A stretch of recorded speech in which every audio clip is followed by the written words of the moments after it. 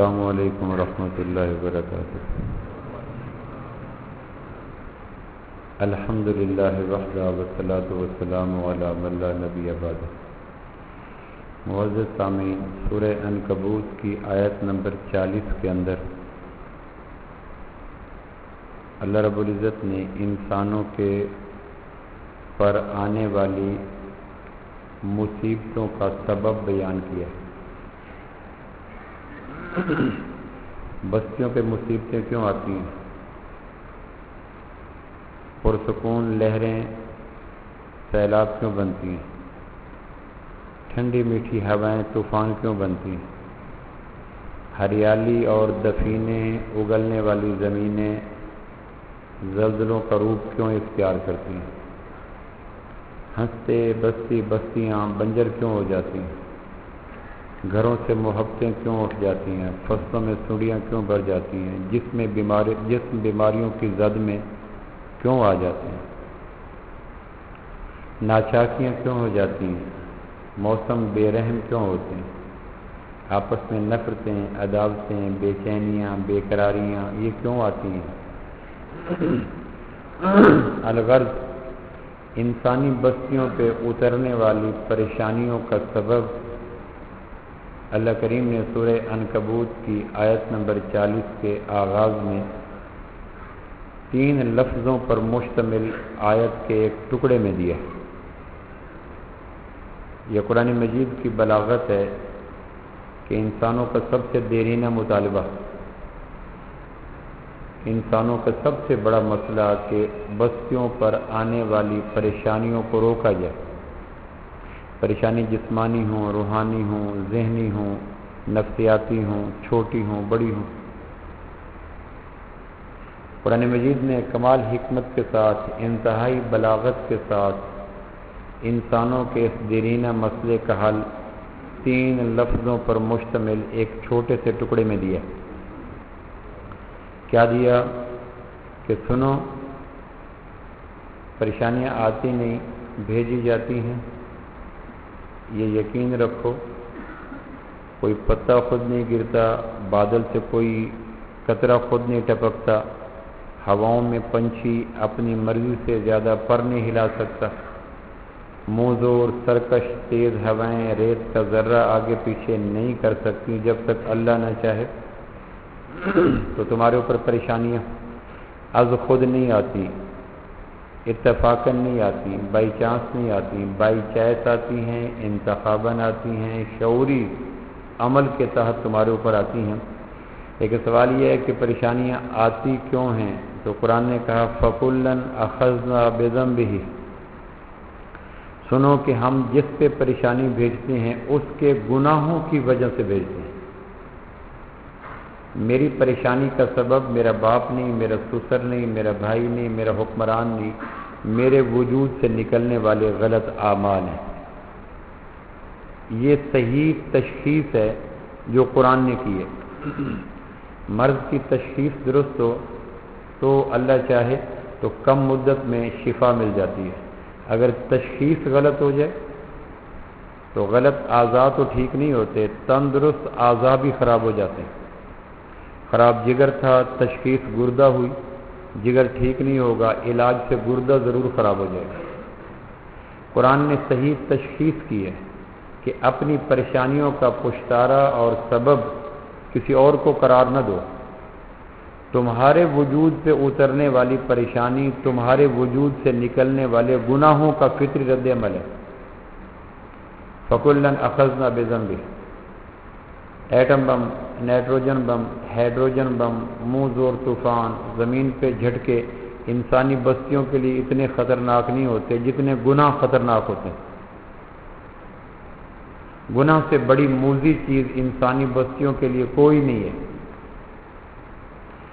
تو انسانی بستیوں کی پریشانی کا سبب گناہ۔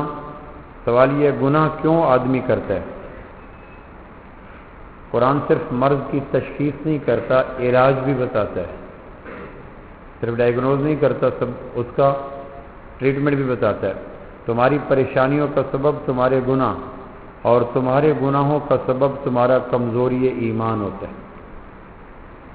جب ایمان کمزور ہو جائے سکتا. آدمی معلومات کے زور پہ گناہ سے نہیں روک سکتا, دست و بازو کی قوت سے گناہ سے نہیں روک سکتا, حکمت دانش کی قوت سے گناہ سے نہیں روک سکتا.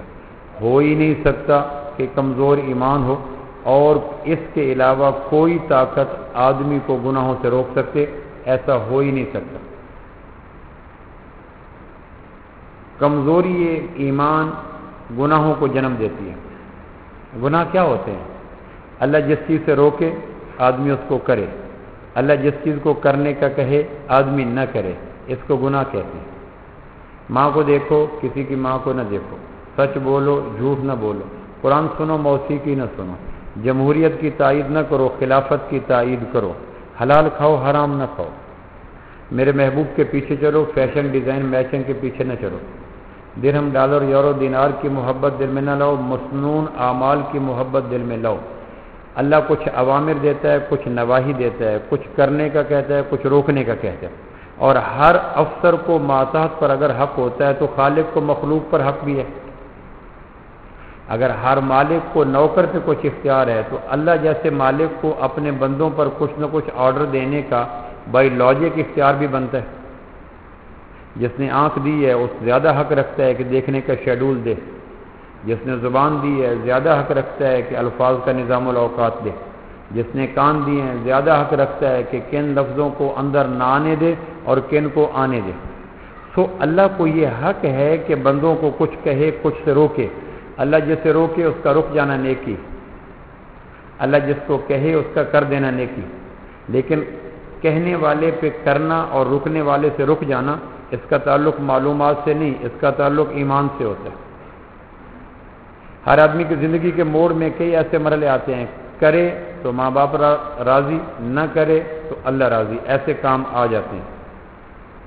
یہ کام کرے تو دوست راضی, نہ کرے تو اللہ راضی. ہر آدمی کی زندگی میں سینکڑوں نہیں ہزاروں مرتبہ ایسے دو راہے پہ اللہ لا کھڑا کرتا ہے آدمی کو. احسب الناس ان یترکوا ان یقولوا آمنا وهم لا یفتنون وَلَقَدْ فَتَنَّا الَّذِينَ مِن قَبْلِهِمْ.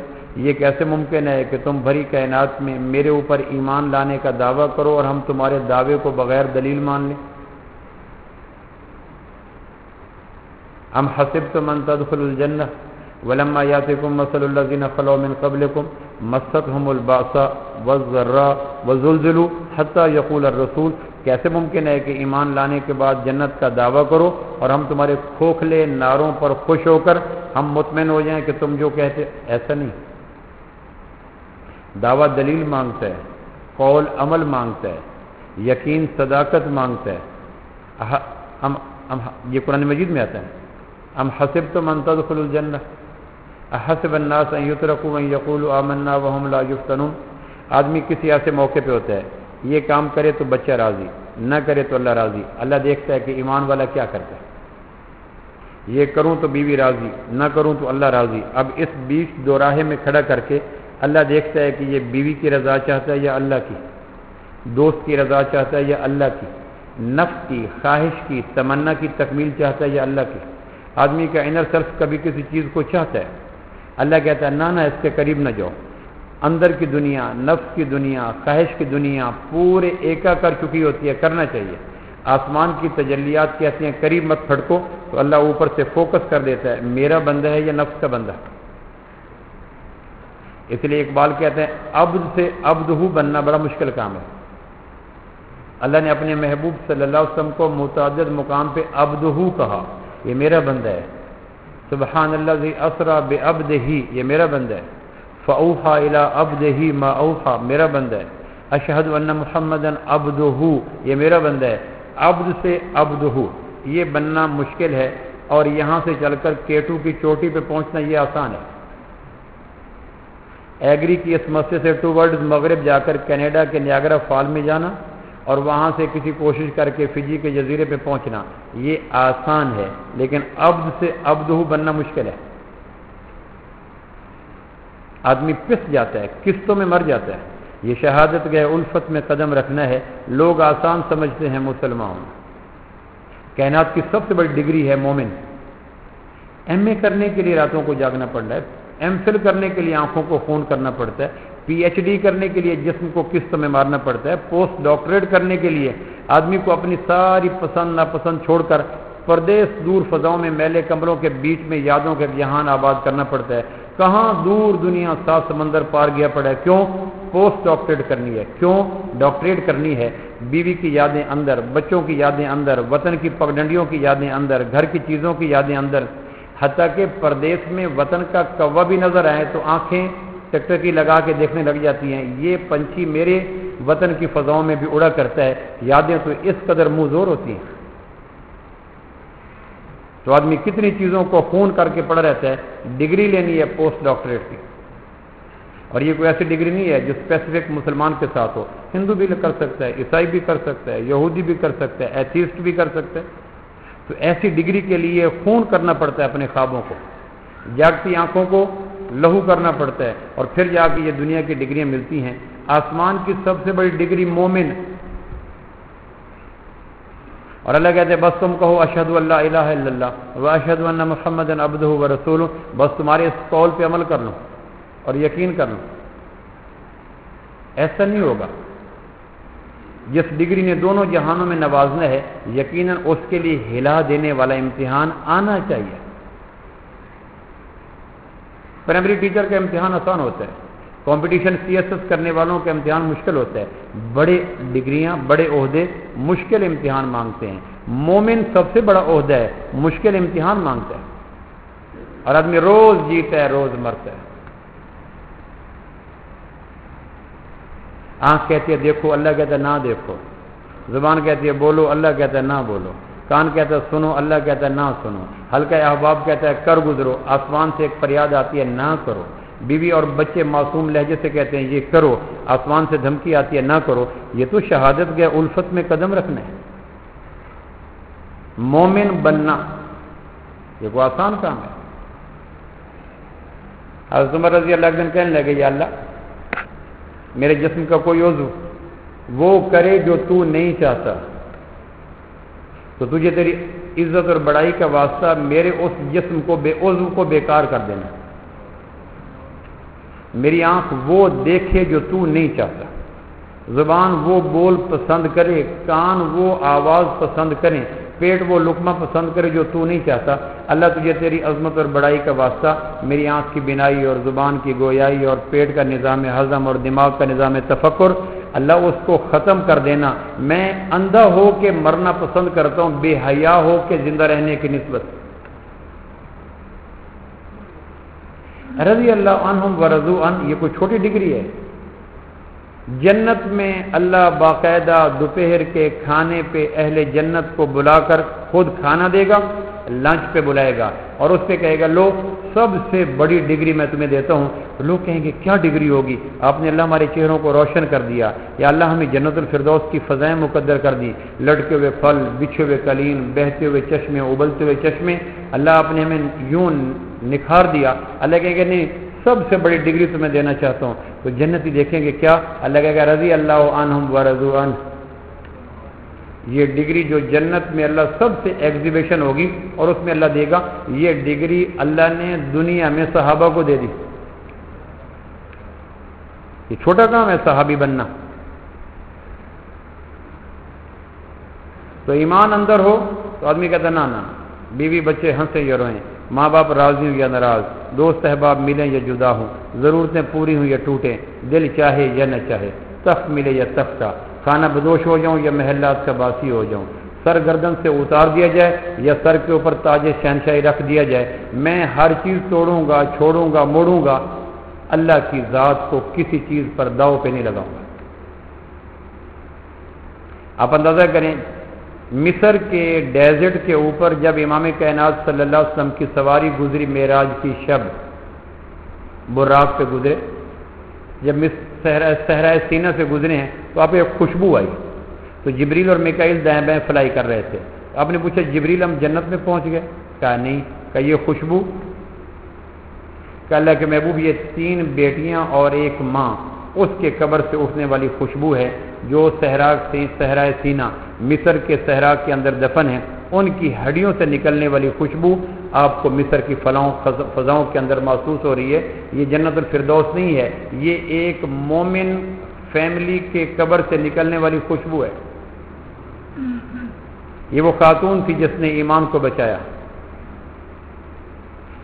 فرعون کی بیٹیوں کی کنگھی کرتی تھی. ایک دن کنگھی گری تو بسم اللہ رب موسیٰ و ہارون. لاکھوں چھپایا راز محبت نہ چھپ سکا, آنکھوں نے رو کے یار سے اظہار کر دیا. ایمان نکل پڑا. ایمان کیسے چھپے؟ دولت بھی چھپ جاتی ہے, عشق بھی چھپ جاتا ہے, لیکن ایمان نہیں چھپتا. اگر آ جائے تو پھر تو رومے سے نکلتا ہے. یہ کیسے ممکن ہے کہ جڑوں اور زمین میں صلح ہو جائے اور اوپر ہری بھری کونپلیں نہ نکلیں, شاخیں ہرے بھرا لباس نہ پہنے, اس پہ پھول غنچے نہ کھلیں؟ یہ کیسے ممکن ہے کہ ایمان دل کے اندر جڑ پکڑ جائے اور رومے سے ایمان کی خوشبوئیں نہ نکلیں؟ ہو ہی نہیں سکتا. اتنا ہی یہ ابھرے گا جتنا کہ دبا دو گے. اسلام کی فطرت میں قدرت نے لچک دی ہے. ہم نے وہ منظر دیکھا نہیں, ہماری کم نصیب آنکھوں نے وہ لوگ دیکھے نہیں. یا وہ قبروں میں چلے گئے یا کتابوں میں چلے گئے, خانقاہوں میں مجاور رہ گئے یا گورکن. کہ اللہ کے محبوب جب اس کی زبان سے نکلا بسم اللہ رب موسیٰ و ہارون, اس پر پتہ چل گیا فرعون کو کہ میں تو خارجی محاذ پر اپنی الوہیت تسلیم کروا رہا ہوں, داخلی محاذ پر میری نوکرانی مجھے رب نہیں مانتی. بس اس نے پھر تشدد کے پہاڑ توڑے. اور یہاں تک کہ ماں اولاد جب ہو جاتی ہے تو ماں کمزور ہو جاتی ہے, عورت ویسے کمزور ہوتی ہے, اور جب عورت شادی کے مرحلے کے بعد ماں بن جائے تو پھر اس کا وجود کمزور زیادہ ہو جاتا ہے. اس نے ایک بہت بڑا گرم برتن منگا کر اس میں تیل گرم کروایا اور اس نے کہا ایمان چھوڑ دو ورنہ تیری بچی کو پھینک دوں گا. تو ماں نے لمحہ بھر کے لیے سوچا, بیٹی بچے تو ایمان جاتا ہے, ایمان بچے تو بیٹی جاتی ہے. تو اس نے دو میں سے ایک کا انتخاب کرنا تھا. اس نے کہا چلو بیٹی کو قربان کر کے ایمان نہیں دے سکتے. اس نے آنے وحد میں پکڑا بیٹی کو, بیٹی اندر گری, گوشت گلا, ہڈیاں اوپر آ گئی اور اس کی روح نکلی اور یہ مسکرا پڑی. تو فرعون نے کہا شدت غم سے پاگل ہو گئی ہے. اس نے کہا نہیں میں پاگل نہیں ہوئی. کہ پھر ہنسی کیوں؟ اس نے کہا میری بیٹی کی جب روح نکلی تھی تو اس نے کہا اماں گھبرا مت, تو نے سودا نقصان کا نہیں کیا, تو نے ایمان بچایا ہے, یہ سودا مفید ہے, تو نے سودا نقصان کا نہیں کیا. پھر دوسری بیٹی, اس نے یہی آواز دی. پھر تیسری بیٹی جو سینے کے ساتھ تھی, اس سے ماں کو زیادہ پیار ہوتا ہے, اس نے اس کو پکڑا تو ماں نے اپنی مامتا کے وہ بازوؤں کو مضبوط کیا اس کو چھپانے کے لیے. اس نے پھر ایسے حصار توڑا اور بچی کو پھینکا تو نرم نازے گوشت ایسے ابل کے بہ رہا ہے. جب اس کی بھی لاش نکلی, روح نکلی, اس نے بھی یہی میسج کنوے کیا, ماں گھبرا مت, 3 بیٹیوں کو قربان کر کے ایمان کو بچانا سودا نقصان دہ نہیں ہے. ہم تو یہ ہے نا کہ آدھی انچ کی آنکھ کی لذت کی خاطر ایمان کو 2 پہ لگا دیتے ہیں, 5 روپے کی خاطر 2 کو لگا دیتے ہیں. کانوں کی لذت, ہمارا ہم تو ایمان فار سیل لگا رکھا ہے. ہمارا تو ایمان روز بکتا ہے, ڈالر پر, یورو پر, درہم پر, دینار پر, عکس پر, تصویر پر, انسان پر, قبیلوں پر, فیشن پر, ڈیزائن پر, میچ. ہمارا تو ایمان بک چکا ہے. سو ہمارے اندر وہ سمیل ہے نہیں. اور جب اس کو پھینکنے لگا تو اس نے پھر آخری بات فرعون کو یہ کی, تیرے گھر میں نے عرصہ دراز تک خدمت کی ہے اور نظریات پہ جبر نہیں ہوتا. میرے دل نے موسیٰ اور ہارون کے رب کو اپنا رب مانا, تو میرے نظریوں پہ جبر نہیں ہوتا. دل کو کہاں قبول دماغوں کے فیصلے, دل تو محبتوں کے قبیلے کا فرد ہے. تو میں نے ایک نیا نظریہ قبول کیا, تجھے وہ وارہ نہیں کھایا. اب یقیناً تو مجھے بھی اس دہکتے ہوئے تیل کے حوالے کرے گا. میری لمبی وفاؤں کا صلہ مہربانی کر کے مجھے اتنا دے دے کہ جب مجھے بھی پھینک دے, میرا گوشت بھی ڈیزالو ہو جائے اور میری ہڈیاں بھی تیر اٹھیں. تو اتنا مہربانی کرنا, ہم 4 ماں بیٹیوں کی ہڈیوں کو مصر کے کسی گڑھے کو کھود کر اکٹھے دفن کر دینا.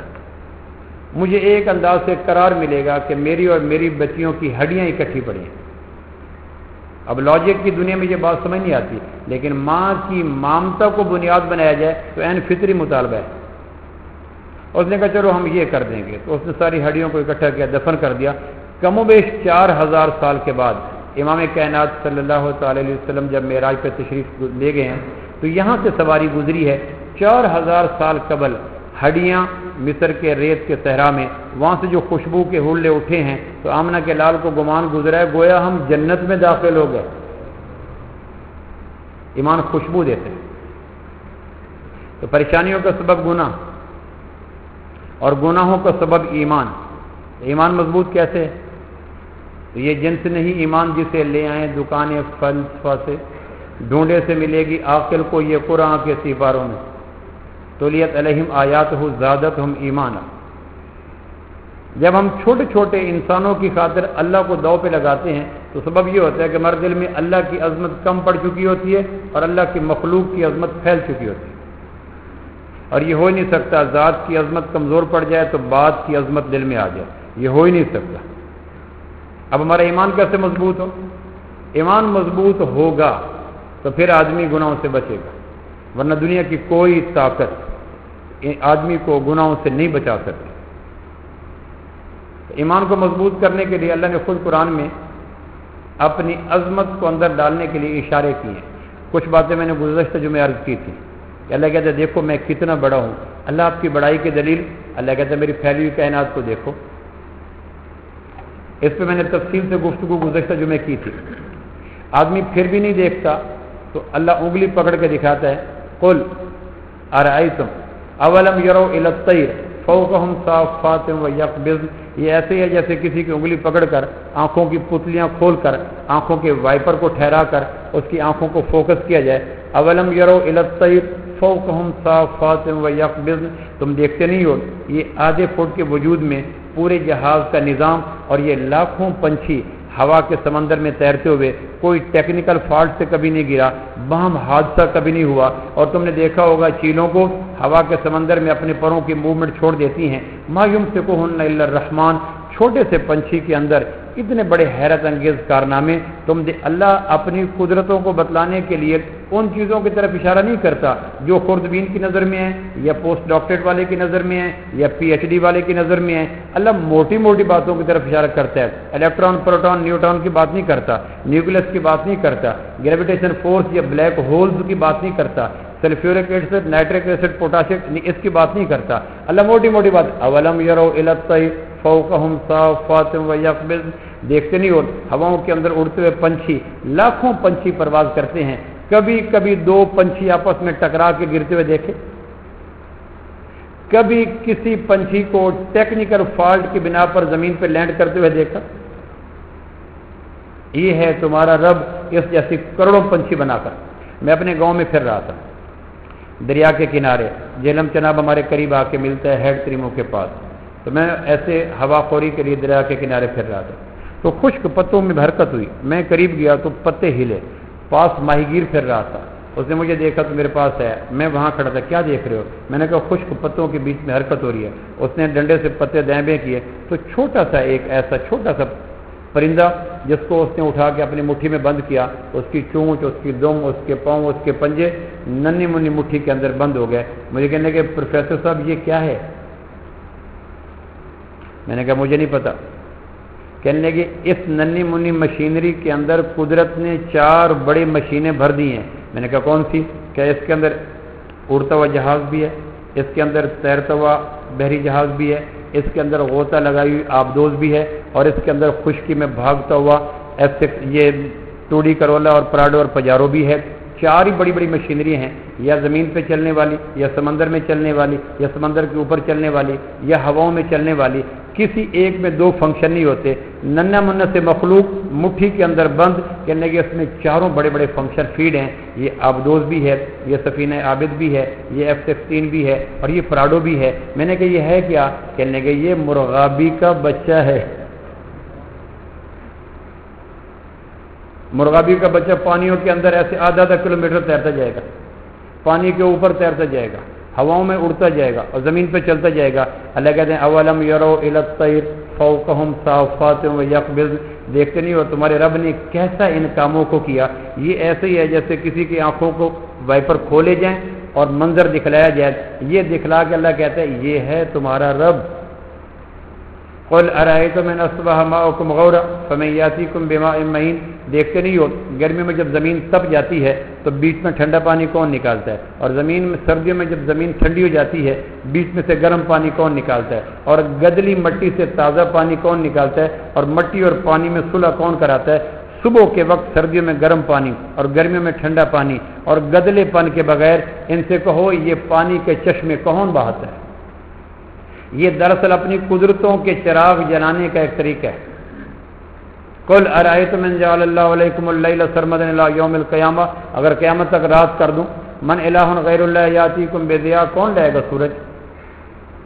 قل ارأیتم، یہ قرآن کی آیات ہیں، تلیت علیہم آیاتہ زادتہم ایمانا، قرآن کہتا ہے ایمان والوں کی نشانی یہ ہے کہ جب انہیں قرآن کی باتیں سنائی جاتی ہیں ان کا ایمان بڑھ جاتا ہے۔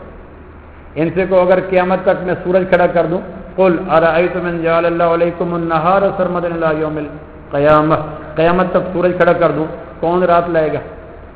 اچھا پھر پکڑ کے کہتے ہیں افلا ینظرون الی الابل کیف خلقت، دیکھتے نہیں ہو اونٹ کو میں نے کیسا بنایا؟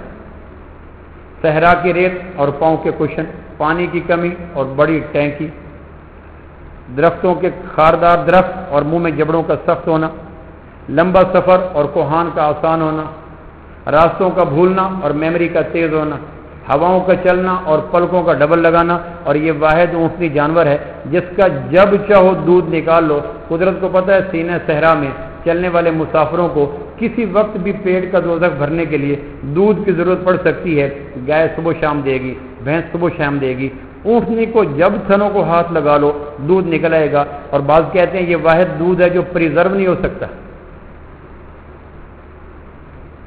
سیف نہیں ہو سکتا، اس کو بوائل کر کے رکھو تو بھی پھٹ جائے گا۔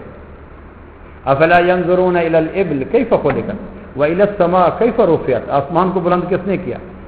نیلگوں صاحبان کو تنے ہوئے صدیاں بیت گئی، نہ کونگی، نہ بوسیدگی، نہ شکستگی، نہ پھٹن۔ اگر آسمان نیچے ہوتے خلائی نظام کا کیا بنتا؟ اگر پلر ہوتے روزانہ کتنے حادثات ہوتے۔ ما لها من فروج، کوئی اس میں سوراخ نہیں ہے۔ وإلى الجبال كيف نصبت، دیکھتے نہیں پہاڑوں کو بغیر سیمنٹ کے کیسے گاڑا ہے اور اس پہ کیسے ڈسٹمپر پھیرے ہیں۔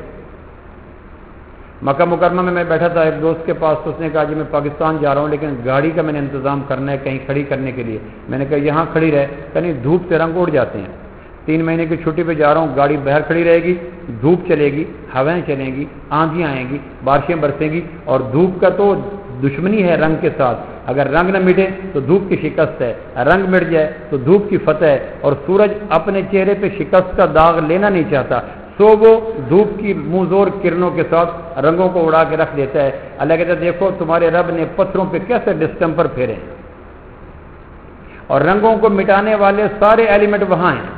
منہ زور بارشیں پہاڑوں پہ پڑتی ہیں، سردیوں میں پہاڑوں کی چوٹیوں پہ سفید پگڑی برف کے روپ میں بن جاتی ہے، گاڑیاں اس کے اوپر چلتی ہیں، سورج اس کے اوپر چمکتا ہے، جانور اس کے اوپر چلتے ہیں۔ وَمِنَ الْجِبَالِ جُدُدٌ بِيضٌ وَحُمْرٌ مُخْتَلِفٌ أَلْوَانُهَا وَغَرَابِيبُ سُودٌ، سفید، کالے، نیلے، پیلے، ملٹی کلرز، صدیوں سے اس پہ سورج برس رہا ہے، بارشیں برس رہی ہیں، دھوپ آ رہی ہے، لیکن تمہارے رب کے پھیرے ہوئے ڈسٹمپر کبھی خراب نہیں ہو سکتے بغیر سیمنٹ کے جوڑا، نہ زنگ لگے نہ رنگ لگے، اور ہمارا کل کمیونیکیشن سسٹم انہی پہاڑوں۔ افلا ينظرون الى الابل كيف خلقت والى السماء كيف رفعت والى الجبال كيف نصبت والى الارض كيف سطحت۔ اللہ نے موٹی موٹی مثالیں بیان کی ہیں کہ جس کو کوئی آدمی یہ نہ کہے یا اللہ مجھے سمجھ نہیں آتی، اپنی قدرت کے پھریرے لہرانے کے لیے، دل کو اپنی ذات سے متاثر کرنے کے لیے، تاکہ کل ایک طرف بیوی ہوگی ایک طرف میں ہوں گا، ایک طرف بچے ہوں گے ایک طرف میں ہوں گا، ایک طرف ڈالر یورو درہم دینار کی جھنکار ہوگی ایک طرف میں ہوں گا، ایک طرف افسر کی قہر انگیز آنکھیں ہوں گی ایک طرف میں ہوں گا، ایک طرف برادری کا ریلا ہوگا ایک طرف میں ہوں گا۔ اس کے رومے رومے میں اتنی عظمت بھر دو کہ میرے مقابلے میں کسی کو لائے نہ۔ ان لکم فی الانعام لعبرۃ نسقیکم مما فی بطونہ بین فرث ودم لبنا خالصا صائغا للشاربین، بھینس کو کیا پلاتے ہیں؟ جوڑا والا پانی۔ کیا کھلاتے ہیں؟ کڑوا ونڈا۔ اور شام کو کیا نکالتے ہیں؟ دودھ، ادھر خون ادھر پیشاب، اور بیچ میں لبنا خالصا صائغا للشاربین، دودھ نکلتا ہے، برتن میں ہلکی سی گونج پیدا کرتا ہے، سفید دھار نکالتا ہے، اپنے نعرے لگاتا ہے۔ اللہ کہتا ہے دیکھو کھال بھینس کی کالی، سینگ کلیجی میل، گوشت میں قدرے سمیل، اور پیشاب بدبودار، اور گوبر گہرا سبز، اور خون گہرا سرخ، اور اس کے بیچوں بیچ ونڈا اور جراثیم بھرا پانی پلا کر تازہ دودھ کی نہریں نکالنے والا کون ہے؟ دنیا کی کوئی ایسی مشینری لاؤ جس میں ونڈا ڈالو اور جس میں جراثیم بھرا پانی ڈالو اور اس میں لبنا خالصا صائغا للشاربین نکال دو۔ اللہ کا قرآن ہمارے دلوں میں اپنی عظمت کو پیدا کرنے کے لیے کہتا ہے یہ ہے تمہارا اللہ، اور کائنات اللہ کا فعل ہے اور قرآن اللہ کا قول ہے۔ جب اللہ کے فعل میں کوئی نقص نہیں تو اللہ کے قول میں کیسے نقص ہوگا؟ کائنات اللہ کا فعل ہے، قرآن اللہ کا قول ہے. اللہ کہتا ہے میری کائنات میں کوئی نقص ہے کہ یا اللہ کوئی نہیں. کہ یقین جانو جو دین میں نے تمہارے لیے ڈیزائن کیا اس دین میں بھی نقص کوئی نہیں. جس طرح آنکھ میں نقص کوئی نہیں، اس طرح آنکھ کا جو میں نے دیکھنے کا نظام دیا ہے، زبان میں کوئی کمی نہیں، جس طرح زبان کے بولنے، تو جس طرح میں نے ہر چیز کو اوکے رکھا، اسی طرح ان کے استعمال کا جو طریقہ میں نے دیا وہ بھی کمال کا ہے. تو اللہ اپنی خالقیت کو بیان کرتا ہے، پھر اللہ اپنے مالک ہونے کو بیان کرتا ہے تاکہ ہمارے دلوں میں ایمان آ جائے. انسانی مشاہدہ ہے، بنانے والا کوئی ہوتا، مالک کوئی ہوتا ہے. ہمارے جیب کے موبائل بنانے والا جیپنی، مالک ہم. ہمارے پنکھے بنانے والے گجراتی، مالک ہم. ہماری کارپیٹ بنانے والے ایرانی، مالک ہم. ہمارے کپڑے بنانے والے سپارا ٹیکسٹائل، مالک ہم. ہماری ٹائلیں بنانے والے اٹلی، مالک ہم. ہمارے اے سی بنانے والے رشیا، مالک ہم. لیکن دنیا میں ہوتا ہے بنانے والا کوئی ہو، مالک کوئی ہو. اللہ کہتا ہے اس چیز کو میرے اوپر فٹ نہ کرنا. الا لہ الخلق ولہ الامر، سنو کائنات کا خالق بھی میں ہوں، کائنات کا مالک بھی میں ہی ہوں. اس پوری کائنات پہ قبضہ، قدرت، بادشاہت میری ہے. اس دنیا کے منظر میں غلطی نہ کھا جانا کہ بنانے والے کوئی ہوتے ہیں، مالک کوئی ہوتا ہے. نہ، خالق بھی میں، مالک بھی میں. للہ ما فی السماوات وما فی الارض وما بینہما وما تحت الثری. ایک آیت نے پوری کائنات کو گھیرا. آسمان سے کوئی کام ہو، زمین سے کوئی کام ہو، درمیان میں کوئی کام ہو، زیر زمین کوئی کام ہو، اللہ کہتا ہے تمہارا رب قرآن میں کہہ رہا ہے پوری کائنات پہ بادشاہت میری ہے. کائنات کو بنانے کے بعد پہلی جو اللہ نے آرڈر دیا نا، پہلا آرڈر وہ یہ تھا فقال لها وللارض ائتیا طوعا او کرها. سنو بھائی اب اس کائنات میں جو میں چاہوں گا وہ ہوگا. تو پوری کائنات نے کیا کہا؟ قالتا اتینا طائعین، اللہ ہم مانتے ہیں آپ جو چاہیں گے وہ ہوگا. اللہ نے کہا یتنزل الامر بینہن، میں اپنے امر بھیجا کروں گا. عزت کو ذلت کے لیے کہوں یا موت کو حیات کے لیے، بیماری کو صحت کے لیے کہوں یا دولت کو غربت کے لیے، جہالت کو علم کے لیے کہوں یا پریشانی کو قرار کے لیے، قلت کو کثرت کے لیے کہوں یا شکست کو فتح کے لیے. تم نے کوئی عذر نہیں کرنا، سارے عذر لیم ایکسکیوز ہوں گے. جو میں کہوں گا تمہیں بلائنڈلی اوبے کرنا ہوگا، اندھا دھند اطاعت کرنی ہوگی. اور یہ بات قرآن کی ہے. پوری کائنات کہہ رہی تھی یا اللہ ہماری کیا مجال ہم تیرے حکم کے آگے چونچرا کر سکیں. ایک یہودی آیا آپ صلی اللہ علیہ وسلم پر، مل مشیہ، کائنات میں چاہت کس کی چلتی ہے؟ آپ فرمائے المشیۃ للہ تعالی، اللہ کی. وہ کھڑا تھا، کہنے کا فإنی أشاء أن أقوم، میں چاہوں تو بیٹھ جاؤں. آپ فرمائے اللہ بل شاء اللہ ان تقوم، اللہ چاہے گا پھر بیٹھ سکو گے. وہ کہنے کا فإنی أشاء أن أقعد، میں چاہوں تو بیٹھ جاؤں یا کھڑا ہو جاؤں. آپ فرمائے اللہ چاہے گا تو بیٹھے گا. وہ کہنے کا فإنی أشاء أقطع هذه النخلة، یہ کھجور کا درخت کاٹ دوں. آپ فرمائے اللہ چاہے گا تو کٹے گا. وہ کہنے کا میں چاہوں تو نہ کاٹوں. تو کائنات میں کچھ چاہتے اپنے فانی وجود کی طرف منسوب کر کے الوہیت کے اندر مخل ہونا چاہ رہا تھا، اور آمنہ کے لال اللہ کے توحید کے ہر اینٹ کو محفوظ رکھنا چاہ رہے تھے. نہیں، اللہ چاہے گا، اللہ چاہے گا، اللہ چاہے گا.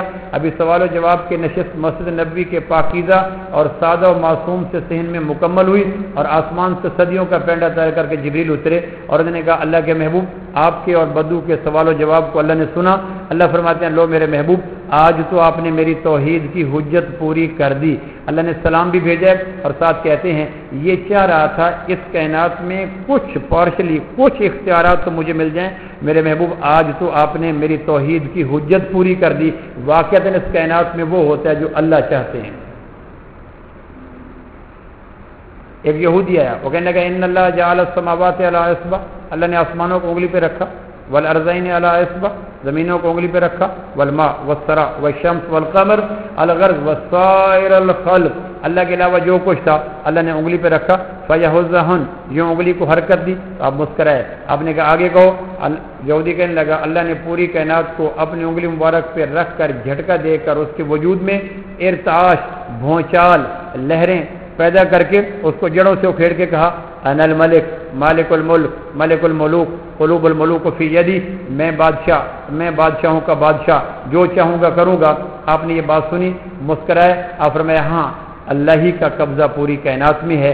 یہ یقین جب اترتا ہے تو آدمی اللہ کی بات ماننے کے لیے تیار ہو جاتا ہے. ریٹائر افسر کی بات ماننا مشکل ہوتی ہے، حاضر ڈیوٹی کی بات ماننا آسان ہوتی ہے، کیونکہ حاضر والے کے قلم اور چیزوں میں اختیار ہوتا ہے. جب اللہ کے اختیار دل مانے گا تو اللہ کی ماننا آسان ہوگی. یہ کیسے ممکن ہے کہ اللہ کے اختیار مانے اور اللہ کی نہ مانے؟ جو اللہ کی نہیں مانتا اس نے اللہ کو نہیں مانا۔ اللہ کو مانا اس کی دلیل اللہ کی ماننے سے ظاہر ہوگی۔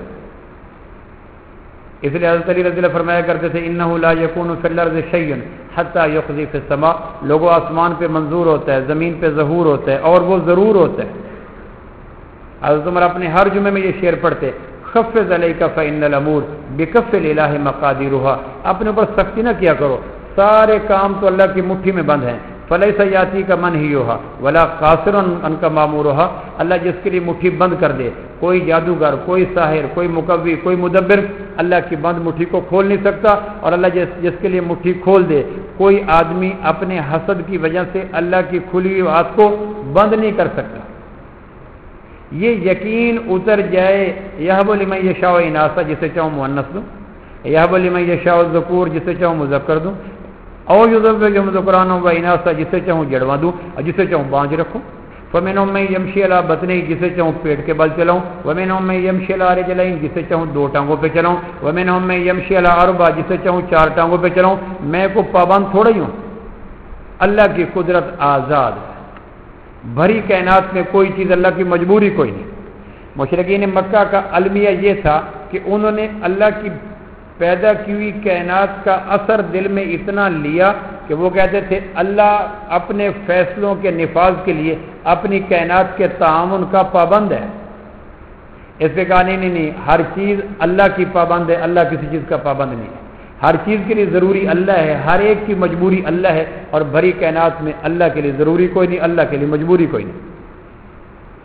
ہم موبائل سے استری کا کام نہیں لے سکتے، ہم اے سی سے ہیٹر کا کام نہیں لے سکتے، ہم کار سے ٹریکٹر کا کام نہیں لے سکتے، ہم قلم سے پانی کا کام نہیں لے سکتے۔ ہم مجبور ہیں، جو چیز جس کام کے لیے ڈیزائن ہوئی ہم اس سے اگر لے سکے تو وہی کام لے سکیں گے۔ ہم آنکھوں سے بولنے کا اور زبان سے سننے کا اور کان سے چلنے کا کام نہیں لے سکتے، لیکن اللہ وہ ذات ہے جو ہر چیز کی ذات کے اندر چھپی ہوئی صفات کو توڑ کر متضاد کام بھی لے سکتی ہے۔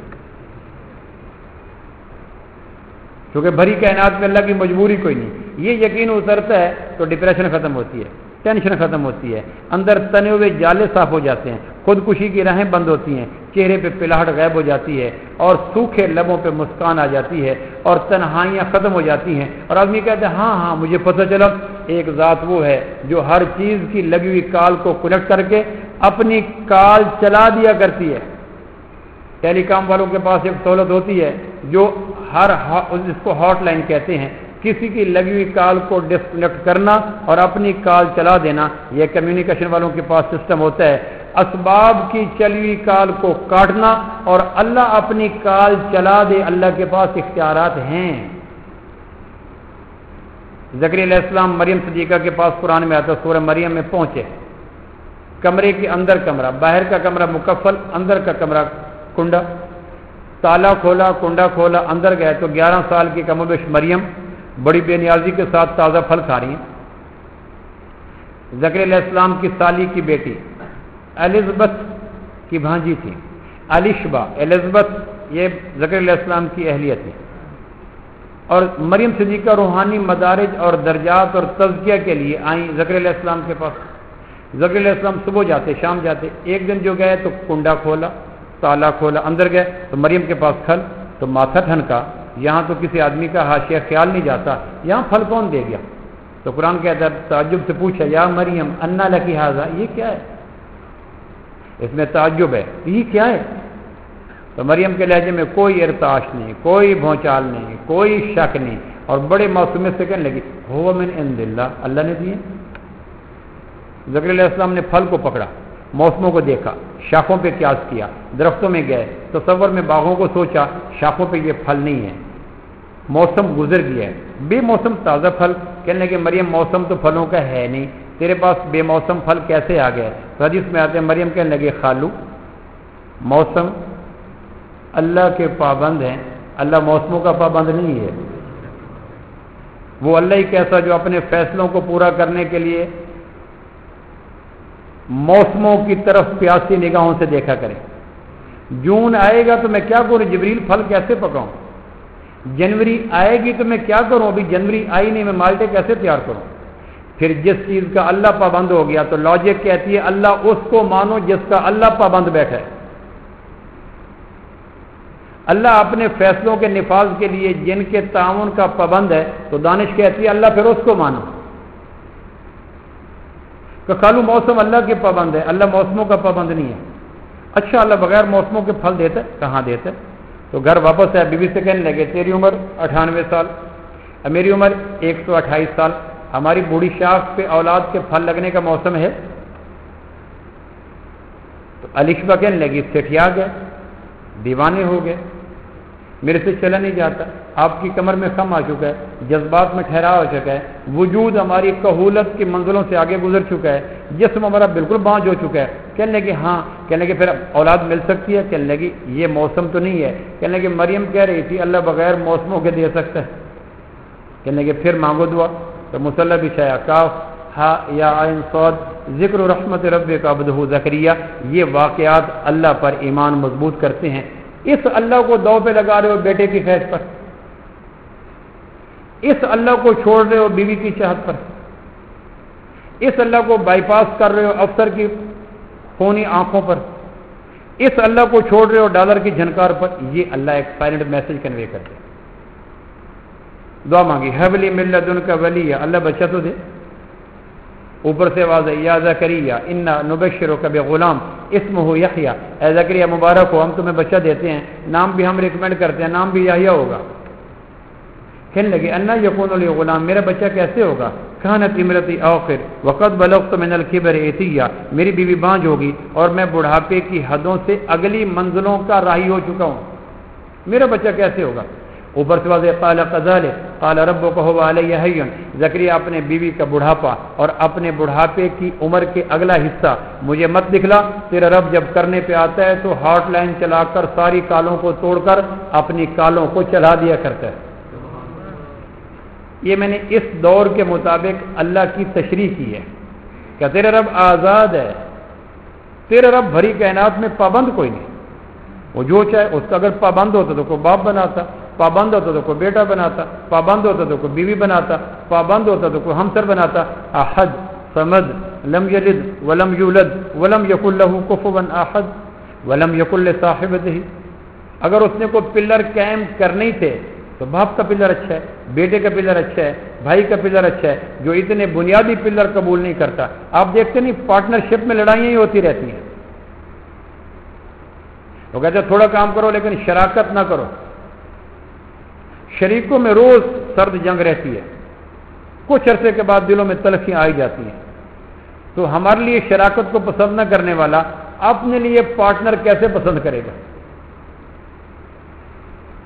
اور یہ آواز آئی اور مریم سے اور الشبہ کے وجود میں تبدیلیاں ہو گئیں، نہ 9 ماہ نہ 8 ماہ نہ 10 ماہ، سنت کے بجائے قدرت متوجہ ہوئی اور قرآن نے ان باتوں کو لکھ کے کہا لو بھائی دیکھ لو ہم نے زکریا کو یحییٰ دیا، اب تمہارے لیے ثبوت ہے کہ تمہارا رب جو چاہے کر سکتا ہے، گھبرایا مت کرو، اسباب ساتھ چھوڑ جائیں، برادری ساتھ چھوڑ جائے، ڈاکٹر ساتھ چھوڑ جائیں، اسباب کچھ بھی ہو جائے گھبراؤ مت، ایک ذات وہ ہے جو سب کچھ کے بغیر سب کچھ کرنے پر پوری قدرت رکھتی ہے۔ سردی سے گرمی لے، بے جان سے جاندار لے، دھوپ سے چھاؤں لے، بیماری سے صحت لے، غربت سے دولت لے اور تناؤ سے خوشی کی کونپلیں کھلا کے دکھا دے، اللہ آزاد ہے۔ اتنے میں گھر بیٹھے ہیں تو دستک ہوئی، انہوں نے کہا دروازے پہ کون؟ تو باہر سے لجاتی آواز آئی مریم۔ زکریا علیہ السلام باہر گئے تو مریم شاخ بید کی طرح کانپ رہی ہے اور وجود ٹوٹ رہا ہے۔ کہنے کہ مریم کیا ہوا؟ کہنے کہ خالو میں بند کمرے میں تھی اور ایک خوبصورت انسان میرے کمرے میں آیا، اس نے کہا میں نے کہا انی اعوذ بالرحمن منک ان کنت تقیہ، رحمان کی پناہ چاہتی ہوں چلا جا۔ اس نے کہا لیاہب لک غلاما زکیہ، تمہیں بچہ دینے کے لیے آیا ہوں۔ میں نے کہا انا یکون لی غلام ولم یمسسنی بشر ولم اک بغیہ، میرا بچہ کیسے ہوگا؟ نہ میں غلط راہوں کی راہی اور نہ میں شادی شدہ۔ اس نے آیا آستین کو پھونک ماری، کہا اس نے بچہ دینے کا فیصلہ کیا ہے جو بچہ دینے کے لیے میاں بیوی کے ملاپ کا پابند نہیں ہے۔ اور خالو میرے اندر وہ کیفیات پیدا ہو گئیں۔